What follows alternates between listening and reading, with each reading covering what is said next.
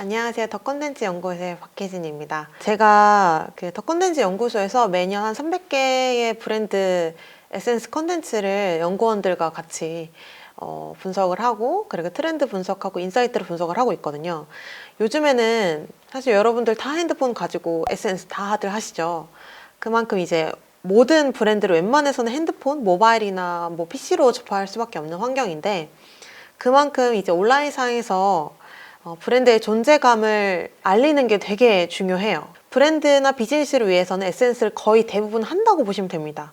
그런데 문제점은 이런 거겠죠? 국내 소셜미디어 보급률이 되게 안정적으로 안정기에 딱 돌입하면서 팔로워를 급격하게, 신규 브랜드가 아닌 이상 팔로워를 이제 급격하게 모을 수 있는 그런 구조는 아니에요. 또 이제 소셜미디어가 다 틱톡화가 되고 있거든요. 그 말은 틱톡은 어때요? 내가 팔로우한 사람들만 막 보여주는 게 아니라 어떻게 보면 알고리즘에 의해서 내가 컨텐츠를 소비하는 이 환경이 되게 많이 도래를 하고 있다는 거예요.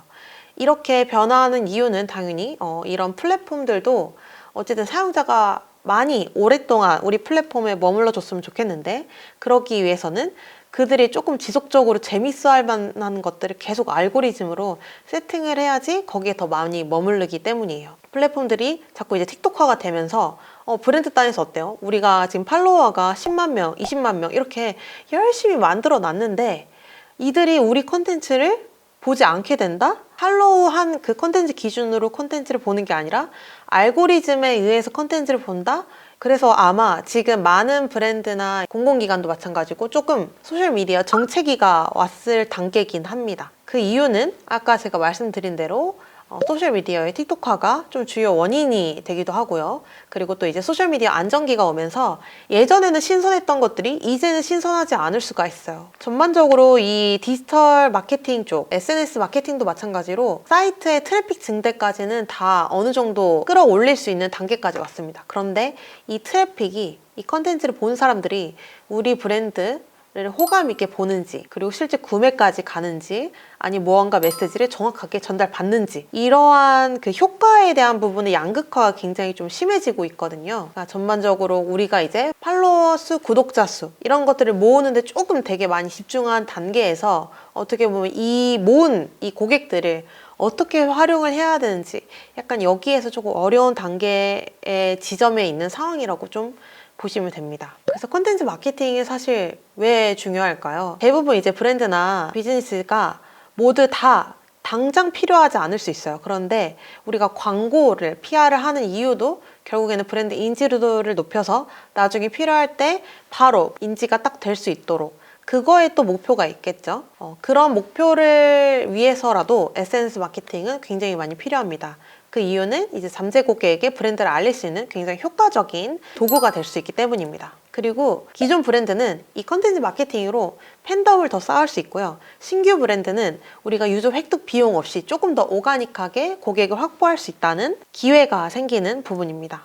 이제 광고나 배너 광고 이런 것들은 사실 우리가 예산을 탁 투입을 끊으면 딱 꺼지는 게 되는 거잖아요. 온앤오프가 좀 확실한데, 컨텐츠 같은 경우에는 온앤오프라는 개념이 없어요. 왜냐면 플랫폼 뭐 인스타그램이 갑자기 다음 달에 인스타그램 운영 안 합니다라는 그런 셧다운을 하지 않기 때문에 컨텐츠는 언제나 늘 24시간 올라와 있고, 그래서 고객 유입 경로만 잘 세팅을 한다면 고객은 그 컨텐츠를 보고 나서 바로 유입이 될 수 있다는 거죠. 우리 브랜드의 잠재 고객으로, 그리고 또 실제 고객으로 유입이 될 수 있다는 그런 장점이 있습니다. 그래서 만약에 이 컨텐츠 마케팅 만드는 능력을 강화하거나 우리 브랜드의 컨텐츠 마케팅을 강화한다면 굉장히 좋은 게, 언제든 24시간 우리 브랜드를 효과적으로 알릴 수 있는 장치, 도구로서 정말 요즘 디지털 시대에는 이만한 효과적인 도구가 없다라는 거죠. 왜냐하면 광고처럼 비용이 드는 건 아니고 어쨌든 잘 만들어 놓은 컨텐츠가 어떻게 보면 꾸준히 우리 브랜드를 알릴 수 있는 그런 효과적인 도구로 활용이 될 수 있기 때문입니다. 그래서 저희가 이제 보면 전반적으로 팔로워를 모으는 것까지, 이것까지는 모두 다 이제 어느 정도 하셨고, 그 다음에 조회수를 빠르게 늘리는 방법, 이런 것들까지는 배우면 조금 더 빠르게 달성시킬 수 있는데, 문제는 실제 고객 전환, 그리고 우리 브랜드 호감도가 유의미하게 높아졌는지, 이런 것들이 체크가 조금 안 되는 상황에 있죠. 그래서 보통 이제 SNS를 운영을 하고 컨텐츠 마케팅을 하는데 우리 브랜드 컨텐츠 마케팅이 좀 효과가 없는 것 같아요. SNS가 효과가 없는 것 같아요 라고 했을 때 두 가지 문제점이 있는데, 첫 번째로는 이벤트로만 사람을 모은다는 거예요. 그리고 이 이벤트로 사람을 모았지만 정작 이 모은 사람들을 제대로 활용을 못하는 경우가 굉장히 많습니다.